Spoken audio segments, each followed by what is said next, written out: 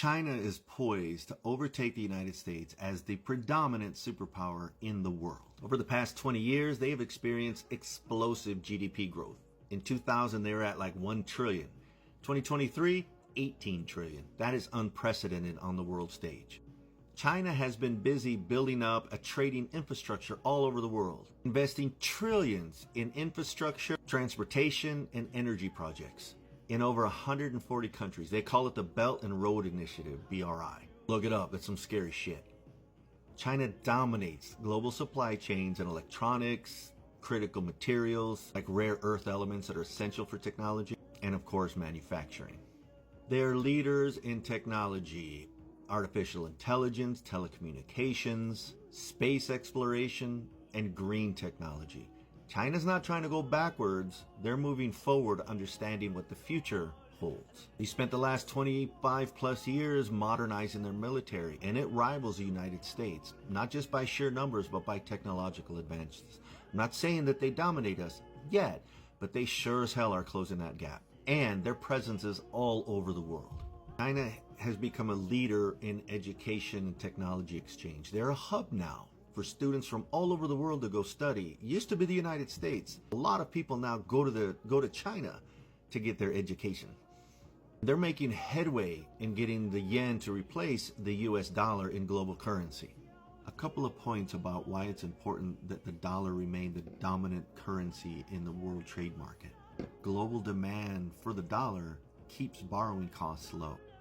Borrowing costs not just at the government level, but all the way down to your level, because that stuff trickles down. If it costs the government more to borrow, if it costs big banks more to borrow, it's going to cost you more to borrow. Our global purchasing power will be impacted. Industries relying on export, like the agriculture or aerospace, the demand will be reduced, and we'll see job loss.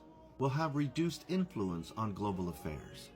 Devaluing the dollar basically means devaluating the trust in the United States government and economy. With that eroding trust comes eroding influence. The truth of it is, America can't sustain itself in the way that you think you can and that you want to. We are part of a world economy. The world isn't the same that it was 100 years ago. We aren't the only players out there. We have to participate and work with these other countries if we want to remain relevant. That's what China's doing. While we're trying to push people away, they're embracing the world. They're down in Latin America, all over the place, flooding those countries with trillions of dollars.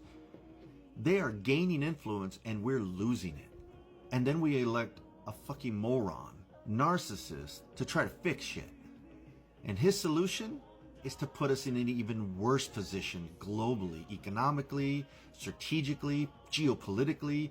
I don't know if there's a whole hell of a lot we can do to protect ourselves from this, because Trump is in charge and this guy is in the fucking sandbox playing with crayons, while you have leaders in China and Russia and in Australia, all over the world, playing chess, strategically positioning themselves for world dominance. And we're over here fucking arguing over the dumbest shit ever, trying to deport half of our workforce.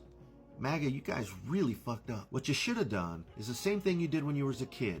Let the grown-ups handle shit. Understand that somebody else is putting the food on your table and you're not the one responsible, so you can just go play with your friends. You elect smart people that understand this shit. You let them run shit. And occasionally they're going to do some shit you don't like, but that's okay, because they still have ultimately the country's best interest at heart. Wake the fuck up.